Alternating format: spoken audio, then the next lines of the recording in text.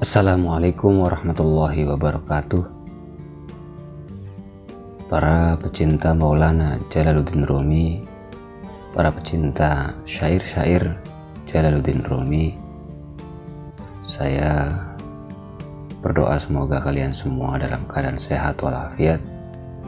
Semoga Allah menurunkan rahmat kepada kita yang selalu cinta kepada orang yang cinta kepada Allah Subhanahu wa Ta'ala. Pada kesempatan kali ini saya ingin mengajak teman-teman semua untuk ngaji Rumi. Gak tahu ini bahasanya betul atau tidak ngaji Rumi, karena sejatinya di dalam video-video bertemakan ngaji Rumi ini saya ingin mengutarakan riwayat-riwayat tentang kehidupan Maulana Jalaluddin Rumi. Mudah-mudahan dengan seperti ini kita semakin kagum, semakin cinta, semakin terpesona, sehingga kita ada motivasi untuk mendekat kepada Allah Subhanahu wa Ta'ala.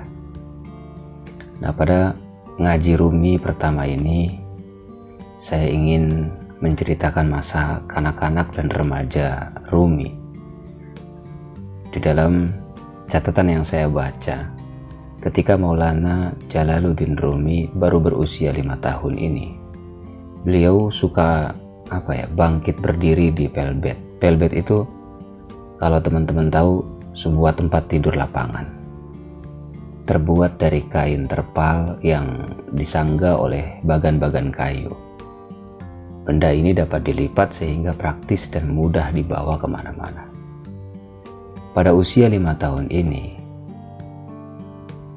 Maulana memiliki kondisi psikologis yang sangat kacau. Kenapa demikian? Karena mendadak sontak melihat pemandangan supranatural yang memperlihatkan kehendak atau kebenaran Tuhan. Beliau melihat sosok-sosok spiritual seperti Jibril, Maryam sang perawan, Ibrahim, dan lain-lain. Kalau dalam keadaan seperti ini murid-murid ayah Jalaluddin selalu menenangkan beliau. Ayah Maulana adalah seorang wali, namanya Bahauddin Walad. Sang ayah memberi Maulana gelar sebagai orang yang dibentuk karakternya oleh Tuhan. Jadi bukan ayahnya yang membentuk karakter Maulana, bukan lingkungannya yang membentuk karakter Maulana, tetapi Tuhanlah yang membentuk karakter beliau menurut orang tuanya, yaitu Bahawalad.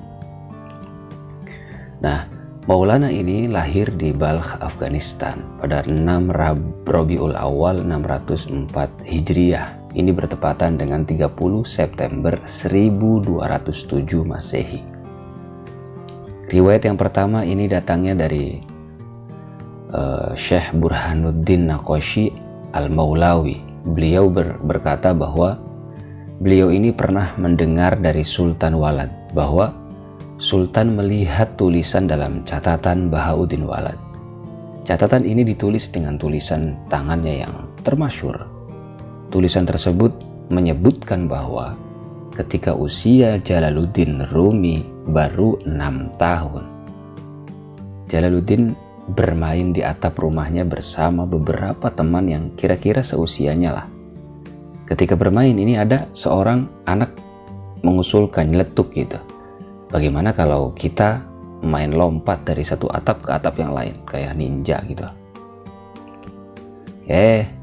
Jawaban Maulana ini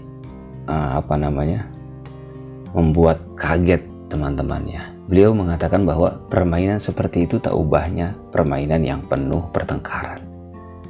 Karena itu memalukan kalau melakukan permainan yang tak bermutu seperti itu, ya Allah. Setelah menjawab itu, akhirnya Maulana mengusulkan dengan nada berteriak begitu, mari kita naik ke langit untuk bertemu malaikat. Allah. Ketika berkata demikian, Maulana lenyap dari pandangan teman-temannya. Ya udah, sontak anak-anak jadi kebingungan. Mereka ingar-bingar, berteriak-teriak, sehingga orang jadi pada tahu apa yang telah terjadi sebenarnya. Beberapa saat kemudian Maulana muncul lagi. Mukanya pucat, dia sedikit ketakutan. Dia menceritakan, tadi ketika aku bicara kepada kalian, sekelompok orang berpakaian hijau-hijau turun mendatangiku dari langit. Lalu aku dibawa naik ke langit, diajak berkeliling ruangan-ruangan samawi katanya. Aku juga mendengar kegaduhan kalian. Kemudian orang-orang itu mengembalikan aku kepada kalian. Nah, di sini dalam catatan Bahauddin Walad ini ditulis bahkan di usia muda itu seperti banyak wali, Maulana hanya makan sekali dalam 3 atau 4 hari, atau sekali dalam seminggu. Ada juga riwayat yang mengatakan bahwa Bahauddin Walad, ayah Maulana, suka mengatakan bahwa putranya ini adalah keturunan orang besar. Orang seorang pangeran sejati gitu. Karena neneknya ini, Syamsul A'immah, adalah putri Syamsuddin Sarakhsi, seorang sayyidah atau keturunan Nabi Muhammad. Nenek Maulana ini memiliki hubungan silsilah dengan khalifah keempat, yakni Sayyidina Ali bin Abi Thalib. Nah, ibu Maulana adalah putri Khwarizm Shah atau Raja Balkh pada saat itu. Dan ibu kakek Maulana, ibu Bahauddin maksudnya, adalah putri Raja Balkh. Jadi dalam pengertian, ya baik pengertian material maupun spiritual, keluarga Maulana ini adalah keluarga yang sangat-sangat berpengaruh. Ini dalam riwayat ini ya. Ada riwayat yang menyebutkan bahwa Maulana mengatakan sendiri, sejak usia 7 tahun itu beliau suka membaca ayat Al-Quran yang berada atau yang tertulis dalam surah Al-Kautsar ayat 1-3. Kalau dibaca terjemahannya seperti ini.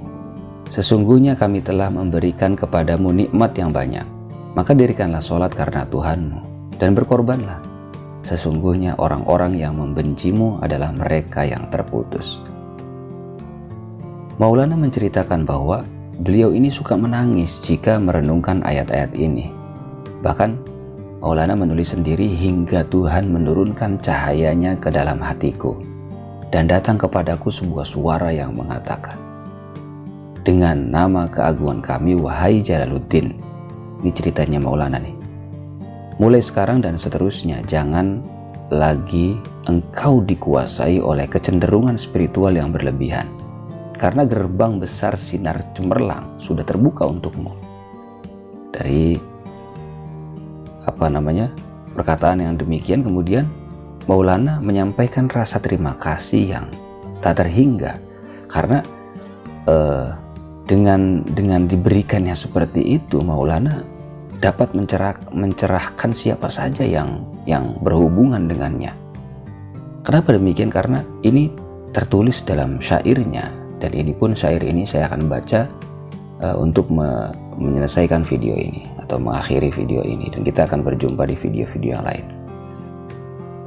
Maulana dalam syairnya mengatakan begini, segenap eksistensiku jadi seperti senar alat musik gesek.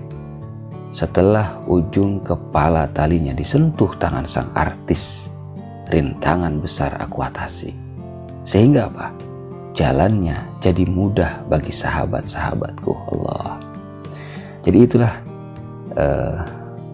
Haji Rumi yang pertama pada kali ini, yang mudah-mudahan teman-teman semakin cinta kepada Rumi gitu ya, dan tidak ada rasa putus asa untuk selalu mendekat kepada Allah, mendekat lagi. Memang hari ini mungkin kita mampu untuk konsentrasi kepada Allah, besok belum tentu kita bisa konsentrasi, besok bisa lagi, besok tidak bisa lagi, terus seperti itu. Karena hidup adalah proses, hidup penuh dengan pembelajaran yang sangat luar biasa. Jadi terus melatih diri kita untuk selalu dekat dengan orang-orang yang cinta kepada Allah, agar kita semakin dekat kepada Allah Subhanahu wa Ta'ala. Itu saja. Wassalamualaikum warahmatullahi wabarakatuh.